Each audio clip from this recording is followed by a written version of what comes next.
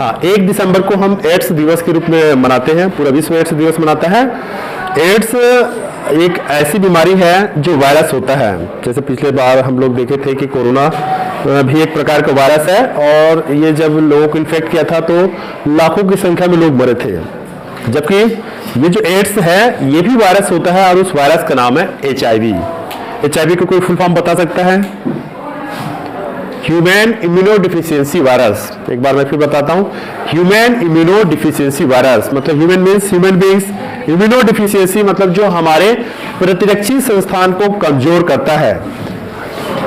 तो वो वायरस जो हमारे शरीर के प्रतिरक्षी संस्थान को कमजोर करता है उसे ही हम ह्यूमन इम्यूनो वायरस कहते हैं। और जो एड्स बीमारी है, एड्स उसका अंतिम जो तीसरा स्टेज है, मतलब यदि कोई व्यक्ति HIV इन्फेक्टेड है, इसका मतलब ये नहीं है कि वो एड्स से पेशेंट है। एड्स अंतिम अवस्था है, और उस अवस्था तक पहुंचने के बाद कोई व्यक्ति फिर बचता नहीं है। लेकिन यदि व्यक्ति HIV इन्फेक्टेड है तो वो इन्फेक्टेड स्थिति में कई सालों तक रह सकता है। वो 8 से 10 साल तक हेल्दी लाइफ जी सकता है। लेकिन इसका ये मतलब नहीं है कि वो इन्फेक्टेड है तो दूसरों को भी इन्फेक्ट कर सकता है। वो जो पीरियड है, जब तक वो एड्स के लक्षण वो प्रदर्शित नहीं कर रहा है, बीमारी के लक्षण, तब तक वो उसको विंडो पीरियड कहलाता है, और उस विंडो पीरियड में चाहे तो किसी भी व्यक्ति को संक्रमित कर देता है। और ये बीमारी, इसको हम महारोग या महाबीमारी इसलिए कहते हैं क्योंकि अभी तक इसका कोई भी वैक्सीन या कोई मेडिसिन नहीं बना है। जैसे कोरोना का हमने बहुत जल्दी वैक्सीन बना लिया, तो ये इस बीमारी पर भी हमने बहुत जल्दी कंट्रोल कर लिया। लेकिन एड्स का आज तक कोई ना तो ऐसा मेडिसिन बना है जिससे हम पूरी तरह से ठीक हो सके, ना ही इस तरह का कोई वैक्सीन बना है जिससे कोई व्यक्ति हमारे अंदर ऐसा कोई एंटीबॉडी बन जाए जो उसको खत्म कर सके। इसलिए हमें इसके बारे में जानकारी होना बहुत जरूरी है। इसीलिए कहा जाता है नो एड्स नो एड्स।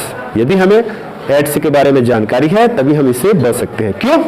क्योंकि इसका कोई मेडिसिन ही नहीं है। तो ये वास्तव में 3 कारणों से होता है। पहले कारण को देख लेते हैं, फिर लक्षण को देखेंगे, फिर इससे कैसे बचने के तरीके हैं। तो ये 4 तरीकों से होता है।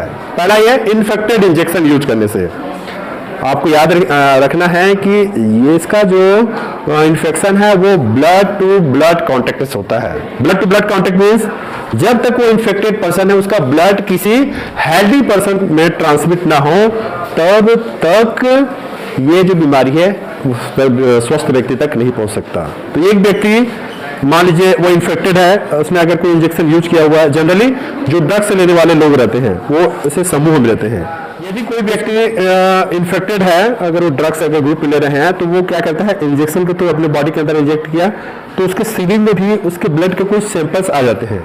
अगर कोई हेल्दी व्यक्ति भी उसी इंजेक्शन को यूज कर रहा है तो स्वाभाविक है वो जो इन्फेक्टेड ब्लड है वो उनके बॉडी में भी ट्रांसफर हो जाएगा। मणिपुर में अधिकतर जो HIV इन्फेक्टेड है उनमें वो इंजेक्शन के थ्रू ही लेने के कारण होता है। दूसरा तरीका है ब्लड ट्रांसफ्यूजन से। यदि आपको कभी ब्लड की जरूरत पड़ गया और आपने बिना चेक किए हुआ किसी भी व्यक्ति से उसका ब्लड अगर हम ले लेते हैं, अगर वो डोनेट करता है हम ले लेते हैं, मान लीजिए वो व्यक्ति जिसका हमने ब्लड दिया है वो इन्फेक्टेड हो, तब क्या होगा?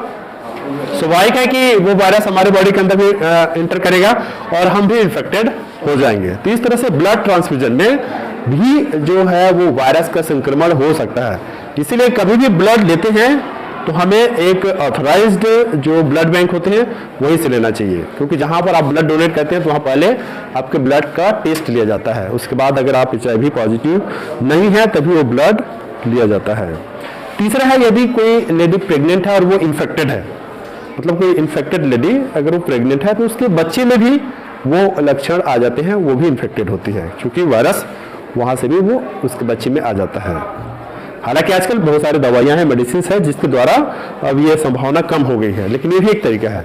और जो सबसे महत्वपूर्ण कारक है वो है अनैतिक या असुरक्षित यौन संबंध से। जो वेस्टर्न कल्चर में हम देखते हैं जहां एक व्यक्ति का अनेक मतलब जो लेडीज लोगों के साथ संपर्क रहता है तो उसके थ्रू से लगभग 80 से 90% जो इन्फेक्शन है इसी माध्यम से होता है। तो हमारी जो कल्चर है, हमारी जो नैतिकता है, हमारे जो संस्कार है, भारतीय कल्चर, वो हमें इस तरह के कोई मतलब सिखाते नहीं है कि हम एक से ज्यादा के प्रति फैक्टफुल रहें। तो ये संस्कृति भी हमें इस प्रकार की बीमारी से दूर करती है। लेकिन आश्चर्य के बात है कि अफ्रीका के बाद जो सबसे ज्यादा एड्स के पेशेंट है वो हमारे देश में ही है। लास्ट ईयर अगर हम देखेंगे लगभग 1.5 लाख जो है इसी बीमारी से मरे हैं, और लगभग अभी भी 15 लाख आसपास अभी भी HIV इन्फेक्टेड हैं, जो बाद में एड्स में कन्वर्ट होगा तो भी मर सकते हैं। इसलिए हमें इसके बारे में इसको कभी भी लाइटली नहीं लेना है, गंभीरता से लेना है। मेडिसिन नहीं है, मतलब स्वाभाविक है, जानकारी होना चाहिए। तो इन 4 कारणों से होता है। इन 4 कारणों में अगर आप सावधानी बरतते हैं तो बच सकते हैं। तो इसके लक्षण क्या है जिससे हमें पता चलेगा कि इस प्रकार का कोई इन्फेक्शन का हो चुका है हमें, या HIV इन्फेक्टेड है। तो वायरस के जो लक्षण हैं बाकी बीमारियों में बिल्कुल वैसे भी इसके भी लक्षण होते हैं।